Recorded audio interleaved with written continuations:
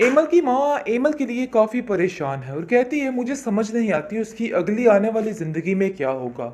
क्या वो ऐसी ही अकेली ज़िंदगी गुजार सकेगी? मैं उसके लिए बहुत परेशान हूँ।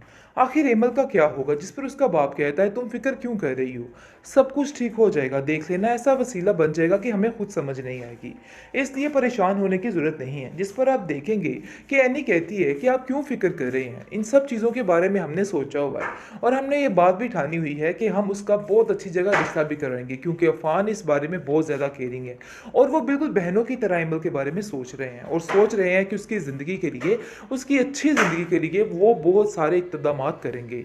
इसलिए आप इन लोगों की टेंशन मत लें, अब ये हमारी ज़िम्मेदारी है और हम इसको पूरा करके रहेंगे। असल में बात ये है कि वो बहुत ज़्यादा परेशान रहता है अफान इसके लिए और सोचता है कि आखिर बहुत जल्द उसके लिए बहुत अच्छा रिश्ता तलाश करके उसकी शादी कर दी जाए ताकि वो अपनी ज़िंदगी में सुकून से गुजार सके। जिस पर एमल साफ साफ मना कर देती है और कहती है कि अगर आप लोग इस तरह की कोई भी बात सोच रहे हैं तो कतई गलत है, ऐसा मत सोचिएगा, क्योंकि ऐसा नहीं हो सकता है। मैं इस फैसले से इनकार करती हूँ। जिस पर उसका बाप उसको समझाता है कि तुम्हारा दिमाग खराब हो चुका है, क्यों इस तरह की बातें कर रही हो? देखो ये काम तो एक दिन होना ही होना है, इसलिए तुम इन बातों को लेकर परेशान होने की ज़रूरत ही नहीं है, क्योंकि हमने ये काम करना ही करना है, अकेले सारी ज़िंदगी नहीं गुजर सकती है। दूसरी तरफ आप देखेंगे कि फ़ाखरा कहती है कि ये मेरी बेटी है, पहले मेरी बहू थी लेकिन अब मेरी बेटी है और इसका ध्यान रखना, इसकी शादी करना सब मेरा फ़र्ज़ है और मैं अपने फ़र्ज़ को बड़े अच्छे तरीके से निभाऊंगी। जिस पर आप देखेंगे कि दुर्गाना कहती है कि आप उसको तो याद रख रही हैं लेकिन शायद मेरी बेटी को भूल चुकी हैं। ऐसा कैसे हो सकता है? इतनी संगदिल आप कैसे हो सकती हैं? जिस पर वो कहती है कि मैंने तुमसे पहले भी कहा है कि इन बातों में ध्यान मत दिया करो। आयमा भी मेरी जिम्मेदारी है और मैं इस जिम्मेदारी से पीछे नहीं हट रही, बल्कि मैं इस जिम्मेदारी को पूरा करके ही दम लूंगी, इसलिए तुम बिला वजह की बातों को लेकर परेशान मत हुआ करो। ऐसी कोई भी बात नहीं है, तुम बेफिक्र हो जाओ। भी सफाई या कोई भी बात करने की ज़रूरत नहीं है। जो जिस काबिल है मैं बड़े अच्छे तरीके से जानती हूँ। तुम्हारी भी सिवाय चालाकियाँ करने के और कुछ भी नहीं कर सकती है। ये बात तुम भी बड़े अच्छे तरीके से जानती हो। इसलिए ये सारी बातें करनी बिल्कुल बेफजूल है। मुझे पता है कि कौन किस काबिल है और कौन किस काबिल है। पता नहीं तुम किन बातों को लेके बैठ चुकी हो, क्यों तुम्हारे दिमाग में ये कन्नास बढ़ चुका है। अपने दिमाग से ये फजूलियात निकालो और अपनी बेटी की तरबियत पर ध्यान दो। यानी कि जिस तरीके से तुमने अपनी बेटी की तरबियत की है, यकीन मानो देख के रोना आता है। किस कदर तंग आ चुका था शहरियार, बेचारा माफ़ियाँ तलाफ़ियाँ कर रहा था कि किस बदज़ुबान लड़की को पल्ले मेरे बांध दिया है। अरे इसकी तरबियत करो। मैं तो इसकी खाला हूँ जिसकी वजह से कुछ नहीं बोल रही और बर्दाश्त करती जा रही हूँ, लेकिन कल कला किसी और के घर जाएगी तो ज़िल्लत भरी ज़िंदगी तुम्हें भी देगी और ख़ुद भी लेगी। इसलिए ये बेहतर यही है कि इसके दिमाग को दुरुस्त करो और इसके दिमाग का ख्याल रखो, क्योंकि मुझे नहीं लगता कि ये लड़की ज़्यादा चल बस सकेगी। मैं तो खुद तंग आ चुकी हूँ इस लड़की की इन बिन से। ये लड़की आए दिन कोई ना कोई नया तमाशा करके घर में करके फसाद डलवा देती है और वैसे भी मुझे अफ़ान ने हर बात इसके बारे में बता दी है कि इसके अगले जो मामलात हैं वो कौन से हैं और ये लड़की क्या करना चाहती है। भाई देखो, इन कामों में उसको बोलो पीछे ही रहे और मैं कतई माफ़ नहीं करूँगी। मैं एक पल नहीं लगाऊंगी इसको इस घर में बाहर निकालने के लिए। अपनी बेटी को बोलो कि अपना दिमाग दुरुस्त कर ले, क्योंकि मुझे नहीं लगता कि इसका दिमाग ठीक तरीके से चल रहा है। जिस पर दुर्दाना उस पर पर्दा डालती है और कहती है कि नहीं नहीं, बस वो शहरयार की टेंशन की वजह से ये सब कुछ कह रही है। अभी ताज़ी ताज़ी तो बात है, देखिए ऐसा ही होता है। आप दिल पे उसकी बातों को मत लें, दिल में ऐसी बातें मत लाएं, ऐसा कुछ भी नहीं है। मैं उसको समझाऊंगी और मुझे यकीन है कि वो बिल्कुल ठीक हो जाएगी। बेहतरीन ड्रामा सीरियल बरंग के इस एपिसोड में आप देखेंगे कि जी खबर हो चुकी है दुर्दाना बेगम को कि एमल जो है ऑफिस ज्वाइन करने वाली है। बस इस चीज़ का तड़का उसको इतने बुरे तरीके से लग चुका है कि उसको कुछ समझ ही नहीं आ पा रही कि आखिर वो क्या करे। बस वो पागल हो जाती है और जाकर अपनी बेटी को कहती है कि तुमने सुना कि इन दोनों बहनों ने मिलकर क्या साजिश की है। ये सारी साजिश इस एनी की है जिसने अपनी बहन को सेट करने के लिए ये सब कुछ किया है। लेकिन मैं इस औरत को कतई माफ़ नहीं करूँगी। मैं बाजी से कह के रहूँगी, अगर एमल ऑफिस ज्वाइन कर सकती है तो आयमा क्यों नहीं? आखिर ऐसा क्या मसला है?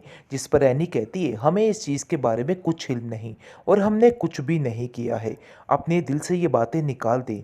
जो किया है आपकी बहन का अपना मामला है। उन्होंने अपनी मर्ज़ी के मुताबिक ये सब कुछ किया और वैसे भी एमल ने अभी इस चीज़ का फ़ैसला नहीं किया और ना ही वो इस बात के लिए राज़ी थी। आप बिला वजह पहले ही टेंशन लेके बैठ रहे हैं। पता नहीं वो क्या करती है और क्या नहीं करती। लेकिन आप लोगों के दिमाग में जो खन्नास पड़ा है, मुझे तो उसकी समझ नहीं आ रही। पता नहीं क्यों एमल के पीछे हाथ धो के पड़ चुके हैं आप लोग। आगे से वो कहती है कि एमल कल तक तुम्हारी भी दुश्मन थी। शायद ये तुम चीज़ भूल रही हो और अभी भी उसके दिल में तुम्हारे लिए कोई एहसास, कोई प्यार नहीं है। जिस पर वो कहती है कि मैं इन बातों से अब दूर ही रहना चाहती हूँ। लेकिन फ़ाखरा से जैसे ही इस बारे में बात होती है, दुर्दाना साफ-साफ कहती है, "अरे बाजी, ये आपने क्या काम किया? मेरी बच्ची को तो आपने बिल्कुल साइड पे करके रख दिया और दूसरी जो कि गैर हैं, उनको आप आगे कर रही हैं। अगर आपने ऑफ़िस जॉइन करवाना था, आप मेरी आइमा को करवाती, लेकिन आपने पता नहीं क्यों उस एमल को चुना। हर चीज़ के लिए इन दोनों बहनों के आगे किए जा रही हैं। मुझे तो कुछ समझ नहीं आ रही कि आप आखिर क्या करना चाहती हैं? क्या दिल है आपका?" जिस पर फ़ाखरा कहती है, "देखो भई, मुझे तुम ये ताने-तिश्ने बंद करो पहले तो, और कोई भी सफाई या कोई भी बात करने की ज़रूरत नहीं है। जो जिस काबिल है मैं बड़े अच्छे तरीके से जानती हूँ। तुम्हारी भी सिवाय चालाकियाँ करने के और कुछ भी नहीं कर सकती है। ये बात तुम भी बड़े अच्छे तरीके से जानती हो। इसलिए ये सारी बातें करनी बिल्कुल बेफजूल है। मुझे पता है कि कौन किस काबिल है और कौन किस काबिल है। पता नहीं तुम किन बातों को लेके बैठ चुकी हो, क्यों तुम्हारे दिमाग में ये कन्नास बढ़ चुका है। अपने दिमाग से ये फजूलियात निकालो और अपनी बेटी की तरबियत पर ध्यान दो। यानी कि जिस तरीके से तुमने अपनी बेटी की तरबियत की है, यकीन मानो देख के रोना आता है। किस कदर तंग आ चुका था शहरयार, बेचारा माफ़ियाँ तलाफ़ियाँ कर रहा था कि किस बदज़ुबान लड़की को पल्ले मेरे बांध दिया है। अरे इसकी तरबियत करो, मैं तो इसकी खाला हूँ जिसकी वजह से कुछ नहीं बोल रही और बर्दाश्त करती जा रही हूँ। लेकिन कल कला किसी और के घर जाएगी तो ज़िल्लत भरी ज़िंदगी तुम्हें भी देगी और ख़ुद भी लेगी। इसलिए ये बेहतर यही है कि इसके दिमाग को दुरुस्त करो और इसके दिमाग का ख्याल रखो, क्योंकि मुझे नहीं लगता कि ये लड़की ज़्यादा चल बस सकेगी।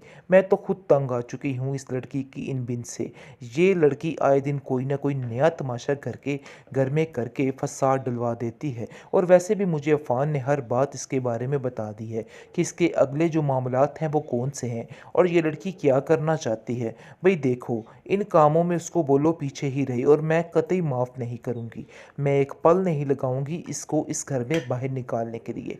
अपनी बेटी को बोलो कि अपना दिमाग दुरुस्त कर ले, क्योंकि मुझे नहीं लगता कि इसका दिमाग ठीक तरीके से चल रहा है। जिस पर दुर्दाना उस पर पर्दा डालती है और कहती है कि नहीं नहीं, बस वो शहरयार की टेंशन की वजह से ये सब कुछ कह रही है। अभी ताज़ी ताज़ी तो बात है, देखिए ऐसा ही होता है। आप दिल पे उसकी बातों को मत लें, दिल में ऐसी बातें मत लाएं। ऐसा कुछ भी नहीं है। मैं उसको समझाऊंगी और मुझे यकीन है कि वो बिल्कुल ठीक हो जाएगी।